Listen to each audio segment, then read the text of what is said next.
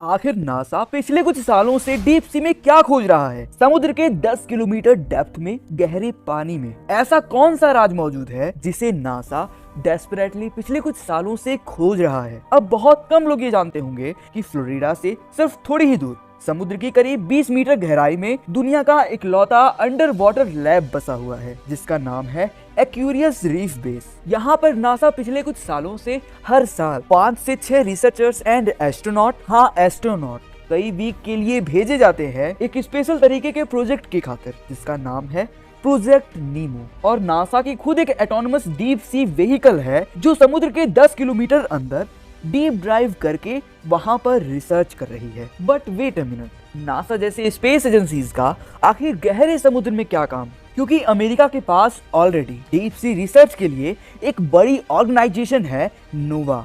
तो क्या नासा को डीप सी में एलियंस के कुछ प्रूफ्स मिले हैं या फिर अर्थ पर कोई ऐसा बड़ा डिजास्टर आने वाला है जिसे नासा के साइंटिस्टों ने ऑलरेडी फील कर लिया है? एक फेमस फिजिसिस्ट ने एक बहुत ही इंटरेस्टिंग बात बोली थी कि अर्थ का सिर्फ 2/3 भाग ही समुद्र से घिरा हुआ है, लेकिन आज हम मार्स एंड मून के सतह के एक नक्शे और उसके एटमॉस्फेयर के बारे में हम अपने समुद्र से ज्यादा जानते हैं। इट मीन्स समुद्र के सतह पर पहुंचना और वहां पर रिसर्च करना इतना डिफिकल्ट है। और ये सब जानते हुए भी नासा ने अपने इस समुद्री मिशन को कंटिन्यू रखा। देखो, नासा ने हाल ही के दौर में एक बहुत ही खतरनाक मिशन लॉन्च कर चुका है जिसकी ट्रेनिंग एस्ट्रोनॉट ने समुद्र के अंदर करी है। पर क्यों? क्योंकि ये देखो, पानी में रहने वाले सभी जीवों की स्पीसीज में 90% ऑर्गेनिज्म इस सनलाइट जोन में रहते हैं। पता है क्यों? मतलब इतने बड़े ओशियन में से सिर्फ इतने ही छोटे पार्ट में सबसे ज्यादा पॉपुलेशन क्यों है? इसका मेन रीजन ये है कि जैसे जैसे आप पानी की गहराई में जाते जाते हो, प्रेशर उतना ही ज्यादा बढ़ने लगता है। मतलब हर 10 मीटर की गहराई में वाटर प्रेशर 1 एटीएम से इंक्रीज करता है। आपको याद है वो टाइटन सबमर्सिबल वाला इंसिडेंट?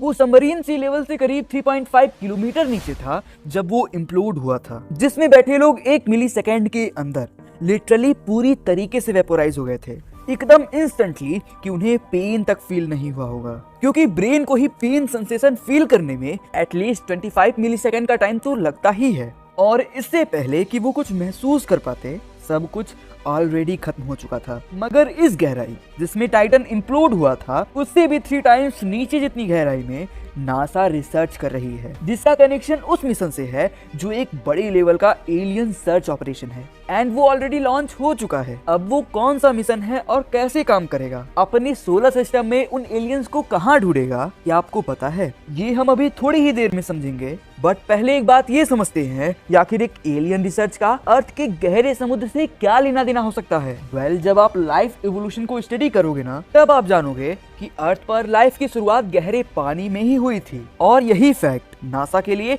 एक प्रूफ ऑफ कॉन्सेप्ट है। दरअसल अकॉर्डिंग टू नासा साइंटिस्ट, ये 3 बेसिक क्राइटेरियाज हैं जिससे हम जैसी लाइफ का जन्म होता है। Number 1 water, number 2 energy and number 3 chemistry. क्योंकि हम कितने भी विकसित और कितने ही इंटेलिजेंट क्यों न बन जाएं, एट लास्ट हम सभी नॉन लिविंग एटम से ही तो बने हैं और हम सब पर भी वही laws and forces of nature applicable है। बट उनमें भी कुछ ऐसे स्पेसिफिक एलिमेंट हैं जो लाइफ को जन्म देने के लिए काफी ज्यादा इंपॉर्टेंट है, जैसे carbon, hydrogen, oxygen, sulphur etcetera. और ये एलिमेंट एक दूसरे के साथ जब एक स्पेशल वे में कंबाइन होते हैं तो इनके इंट्रैक्शन से लाइफ का जन्म होता है। मतलब इन सारे एलिमेंट को एक साथ रख देने से क्या ये कंबाइन हो जाएंगे और लाइफ का जन्म हो जाएगा? ऑब्वियसली नहीं, राइट? क्योंकि पृथ्वी की शुरुआती दिनों में ये इन एलिमेंट्स को भी एक स्पेसिफिक वे में कंबाइन होने के लिए वाटर और एनर्जी की तो जरूरत तो थी, जो कि हमारे समुद्र में मौजूद थी। अब मे बी आपको ये सवाल आए कि डीप सी में एनर्जी कहाँ से मिल सकती है, क्योंकि समुद्र के गहरे अंधेरे कोनों तक तो सनरेज पहुँचती ही नहीं है। तो देखो, ये तो जरूरी नहीं है ना कि सन के बिना कोई लाइफ इवॉल्व हो ही नहीं सकती। अब क्योंकि सन सिर्फ एक सोर्स ऑफ एनर्जी की तरह वर्क करता है और इसीलिए अर्थ पर लाइफ की शुरुआत सोलर एनर्जी से नहीं बल्कि अर्थ के कोर में छिपी एनर्जी की हेल्प से हुई थी। और इसीलिए नासा की दिलचस्पी ओशियन के एक स्पेशल जोन में है जहां पर लाइफ ने पहली बार जन्म लिया था, और वो है द हेडल जोन। अब देखो ये हेडल जोन साइंटिस्टों के लिए इंटरेस्टिंग इसलिए था क्योंकि हेडल जोन ओशियन का सबसे निचला वाला पार्ट होता है जो समुद्र तल को टच करता है। कहीं कहीं ये हेडल जोन इतना गहरा होता है कि वो 11 किलोमीटर तक अंदर होता है, जहाँ पर ये केवल डेंजरस टेरेन भरे होते हैं। मतलब यहाँ पर हाइड्रोथर्मल विंड्स पाए जाते हैं जो एक तरीके से अंडर वाटर वॉल्केनोज की तरह होते हैं, और ये जब फटते हैं तब उबलता हुआ पानी साथ में मिनरल्स और लावा स्टीम रिलीज होता है। मतलब कुल मिलाकर ये अंडर वाटर गीजर या हॉट स्प्रिंग की तरह होते हैं जिनसे निकला हुआ पानी का टेम्परेचर करीब 400 डिग्री सेल्सियस तक हो जाता है। और मैं आपको ये बात फिर से याद दिला दूं कि ये सन से नहीं, हमारे अर्थ के एक्सट्रीमली हॉट कोर से आई एनर्जी ने पृथ्वी पर लाइफ को जन्म दिया था। इसी एनर्जी की वजह से सबसे पहले कॉम्प्लेक्स बायोमोलिक्यूल जैसे प्रोटीन, लिपिड्स, आरएनए जैसे कई मॉलिक्यूल का फॉर्मेशन हुआ, जिसने फिर फर्स्ट यूनिसेलुलर बैक्टीरियाज और वायरसेस को जन्म दिया, जो फिर लाखों करोड़ों सालों के म्यूटेशन और इवोल्यूशन के बाद मल्टी सेलुलर प्लांट्स का फॉर्मेशन हुआ। मतलब ऐसे शुरुआत हुई थी लाइफ की हमारे पृथ्वी पर, जिससे आज इंस्पायर होकर नासा दूसरे प्लेनेट पर लाइफ की खोज कर रहा है। सो अब आता है अगला सवाल कि आखिर वो एग्जैक्ट कौन सा स्पेस ऑब्जेक्ट है जिस पर हमें बिल्कुल ऐसे ही सिमिलर कंडीशन मिल सकते हैं। मर्क्यूरी सन के सबसे करीब है, वीनस बहुत ही ज्यादा एसिडिक है, मार्स इसको तो हम ऑलरेडी स्टडी कर रहे हैं, जहाँ पर दूर दूर तक हमें लिक्विड वाटर का नामो निशान तक नहीं मिला, और उसके बाद वाले प्लेनेट सारे गैस जाइंट हैं जिससे वहाँ पानी क्या जमीन ही नहीं है। अब देखो वो गैस जाइंट तो नहीं, बट उनके कुछ मून्स जरूर एप्लीकेबल हो सकते हैं। इट मींस जुपिटर का फोर्थ लार्जेस्ट मून यूरोपा, जहाँ नासा के डेटा के हिसाब से हमारे पृथ्वी के जैसा ही एक सिमिलर साल्ट ओशियन यहाँ पर भी हिडन है। 1979 में वॉयजर्स मिशन, 1989 के गैलीलियो मिशन में जब यूरोपा के कुछ क्लोजेस्ट इमेजेस लिए गए थे तब पता चला कि वैसे तो इसका सरफेस आइस से कवर्ड है, बट जुपिटर के स्ट्रॉन्ग ग्रेविटी की वजह से इसका सरफेस स्ट्रेच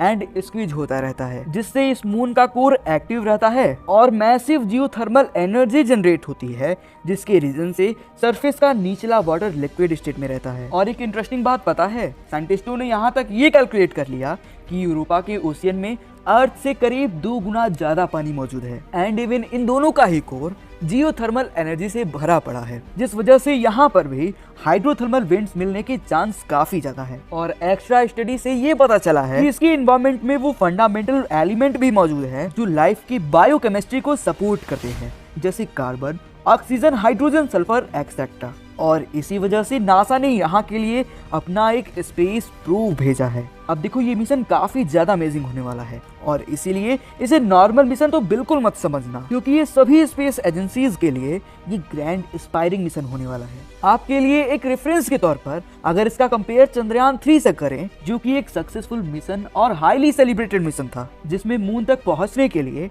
हमारे रॉकेट ने अर्थ के 5 राउंड लिए थे ताकि एक स्लिंग शॉट के इफेक्ट के जरिए वहां तक जाने का मोमेंटम जुड़ सके। बट यूरोपा तक जाने के लिए नासा ने एकदम ब्रेन हैंग करने वाली स्ट्रेटजीज एंड कैलकुलेशन का यूज कर रहा है, क्योंकि जुपिटर मून यूरोपा का डिस्टेंस चंद्रयान 3 के मिशन से ऑलमोस्ट 1600 टाइम्स ज्यादा है। मतलब इसको ऐसे समझो कि अगर मून आपके सामने वाली बिल्डिंग में है तो यूरोपा का डिस्टेंस मुंबई से दिल्ली जितना होगा। और इस सफर में बड़ी बड़ी गैस जाइंट की तगड़ी ग्रेविटी होगी, उनके सैकड़ों मून के ग्रेविटेशनल इंटरफेरेंस होंगे और एस्ट्रॉयड बेल्ट जिसमें लाखों स्पेस ऑब्जेक्ट होंगे। अब उनसे और उनके ग्रेविटेशनल इन्फ्लुएंस से बचते हुए जाना, और ऊपर से सन की ग्रेविटी और उसका सोलर विंड जिसे हम चाह कर भी नहीं भूल सकते। इट मींस ये एक सुपर कॉम्प्लिकेटेड मिशन होने वाला है। तो देखो ये लॉन्च होने के बाद वो मार्स का स्लिंग शॉट लेकर अर्थ की तरफ वापस आएगा, तो फिर अर्थ का स्लिंग शॉट लेकर स्पीड पकड़ेगा जुपिटर की तरफ, और फिर वहां से शूट होके यूरोपा की ओर ट्रेवल करेगा। और इसका स्ट्रगल यही नहीं खत्म होगा, बल्कि इसकी यूरोपा में एंट्री तो और भी ज्यादा इंटरेस्टिंग है, क्योंकि जुपिटर के करीब पहुंचने के बाद इसे यूरोपा के ऑर्बिट में घुसने के लिए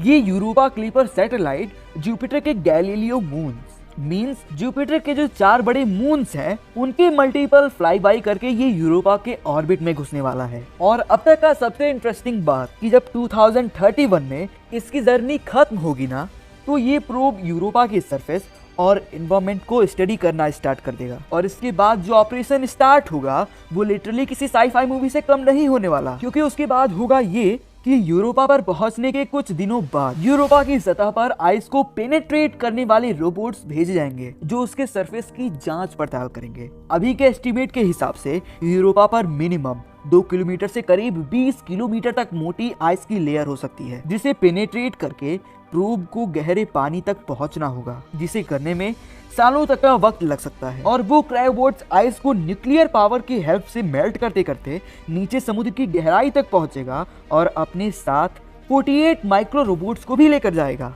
जो फिर समुद्र की गहराई में अलग अलग जगहों पर स्विंग करके लाइफ की खोज करेगा। और अगर लेट से हमें कोई एलियन मिल भी जाती है तो उसकी बायोलॉजी आखिर कैसी होगी? जस्ट इमेजिन कैसा महसूस होगा अगर फाइनली हमें ये पता चल जाए कि हम ब्रह्मांड में अकेले नहीं हैं। काफी डीप और एक्साइटिंग थॉट है, राइट? ऑल्सो हम लाइफ के जन्म को उसी तरीके से स्टडी करने की कोशिश कर रहे हैं जिस तरीके से लाइफ अर्थ पर इवॉल्व हुई थी।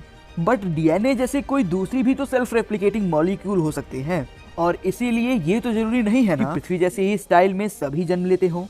लाइफ के जन्म लेने के तो और भी कई तरीके हो सकते हैं जो अब तक हमें नहीं पता, और इसीलिए हम अर्थ वाले मॉडल के आधार पर हम अपनी खोज को जारी रख रहे हैं। बट जिन एडवांस सिविलाइजेशन की खोज हम अदर प्लेनेट पर कर रहे हैं, ऐसा भी तो हो सकता है कि वो एडवांस सिविलाइजेशन हमारे पास्ट में भी एग्जिस्ट करते थे, या फिर हमारे बाद जो भी एडवांस सिविलाइजेशन पनपेंगी क्या वो हमारे फॉसिल्स को खोज पाएंगे? मतलब उनसे पहले भी एक एडवांस सिविलाइजेशन इस पृथ्वी पर एग्जिस्ट करती थी, क्या वो कभी जान भी पाएंगे? इसका आंसर ना काफी कॉम्प्लिकेटेड है, क्योंकि आप खुद ही सोचो कि मतलब आज के करोड़ों सालों पहले ट्रिलियंस की तादाद में डायनासोर्स पृथ्वी पर घूमा करते थे। बट क्या आप गेस कर सकते हो कि अभी तक उनके कितने फॉसिल्स मिले हैं? 32। मतलब समझ रहे हो फोसिलाइजेशन कितना रेयर फिनोमिनन है, जिसे हमने अपने इस वाले वीडियो में डिटेल एक्सप्लेन किया है, जो आपको स्क्रीन पर भी देखने को मिल सकता है। तो फ्रेंड्स, आज के इस वीडियो में बस इतना ही।